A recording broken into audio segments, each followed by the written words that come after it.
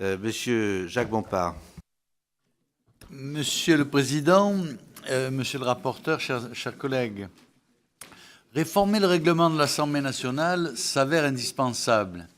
Et si la prise de conscience par la majorité des dysfonctionnements récurrents de l'institution est louable, une telle initiative apparaît totalement délicate à l'heure actuelle.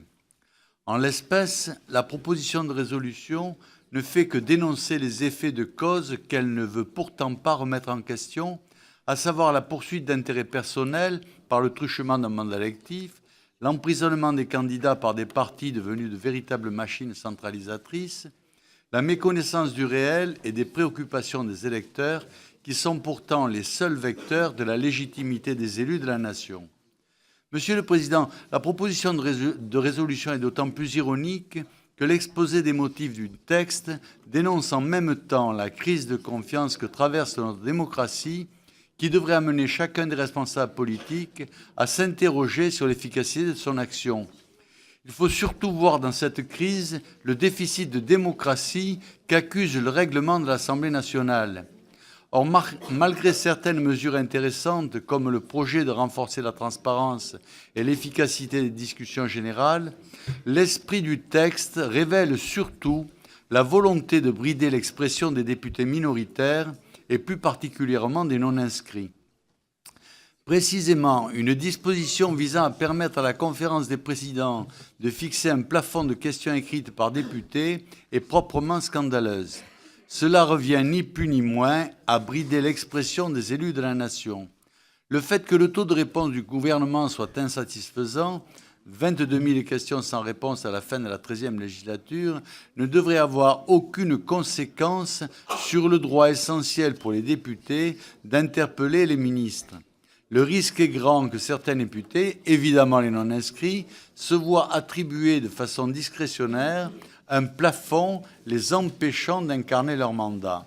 En effet, malheureusement, le règlement actuel de l'Assemblée nationale met en place une inégalité de traitement entre les députés selon qu'ils appartiennent ou non à un groupe politique.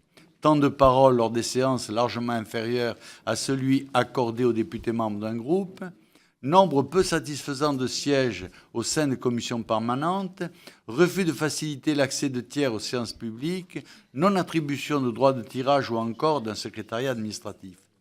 La rénovation tant attendue de la vie publique devra passer effectivement par la réforme du règlement intérieur de l'Assemblée nationale afin d'attribuer les mêmes prérogatives à tous les députés, ce qui n'est rien de moins qu'une juste application des résultats des suffrages. Un tel déni de droits égaux pour les représentants du peuple suffit à expliquer pourquoi 87% des Français n'ont pas ou peu confiance dans la classe politique, selon un sondage OpinionWay pour le Servipof et le CNRS datant de janvier 2014.